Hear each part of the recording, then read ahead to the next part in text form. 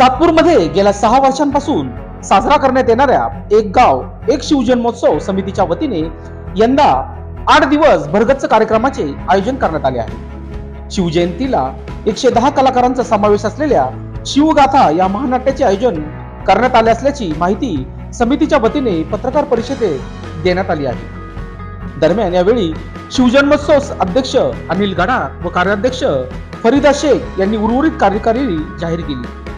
गेल्या 6 वर्षांपासून समाजातील सर्व जाती धर्माच्या पदाधिकाऱ्यांना सोबत घेत सातपूरकरांच्या वतीने एक गाव एक शिवजन्मोत्सव साजरा होत आहे।